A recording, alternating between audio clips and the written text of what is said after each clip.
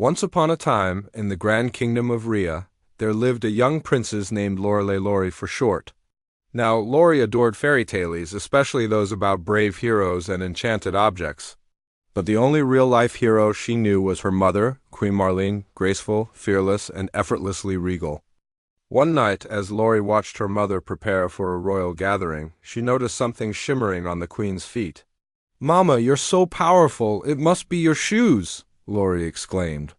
The queen laughed. "These old things? They've just carried me through important days." But Lori was convinced.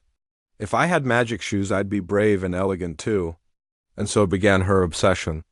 Soon, Lori's room overflowed with shoes, sparkling slippers for balls, rugged boots for adventures, and towering heels for royal decrees. She believed the right pair made her unstoppable.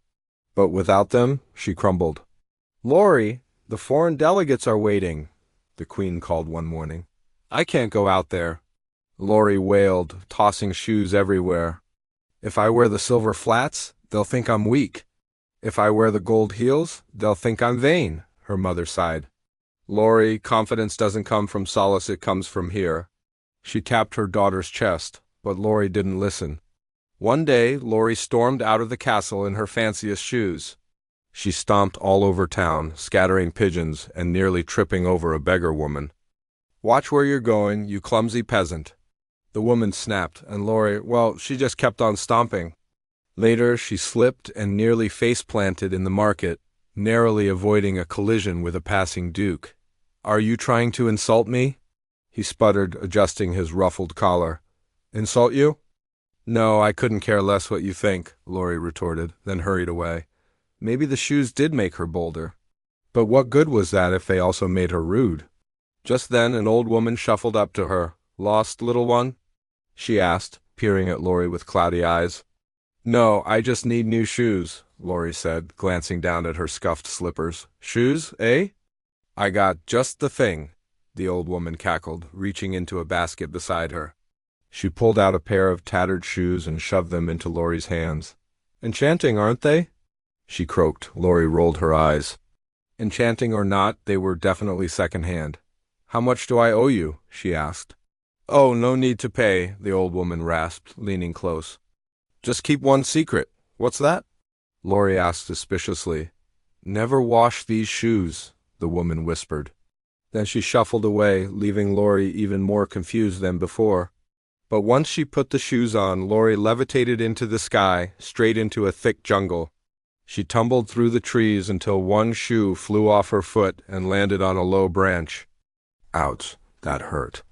And then a talking owl swooped down from above. "Well, well, if it isn't Princess Lollipop," he drawled. "Do you mind helping me get my shoe out of that tree?" Lori asked. "Sure thing," the owl replied, rolling his eyes. "I'm Hootsworth, your personal guide for the next 12 minutes, 32 seconds. "What?" "Time's a flat circle, kiddo," the owl sighed, hopping onto the branch with the shoe. "And we gotta hurry. The wishing well fairy will drain your shoe of magic in 12 minutes. "Oh, okay," Lori said, scrambling to her feet. She was barefoot now. And to her surprise, she felt lighter, freer somehow. Still, she missed her shoe. So she followed Hootsworth through the underbrush, dodging thorny bush and leaping over fallen logs. Once they reached a clearing, Hootsworth pointed to a burly bear rummaging through an overturned beehive. "That's our cue," he said, taking off. "Wait, where are you going?" Lori cried, but he was already gone. Yikes, a giant bear with a beehive on his head and no shoes. What was she supposed to do? Well, whatever it was, she had to do it fast. The last thing she wanted was to be caught barefoot in the open. Just then she spotted a cave nearby. Perhaps she could hide inside? As she crept closer, though, she heard a familiar cackle. "So you found my cave first," a voice boomed. Out stepped Malagar, the wizard who had stolen her crown earlier that day. And in his hand he held her missing shoe. "Give that back," Lori demanded.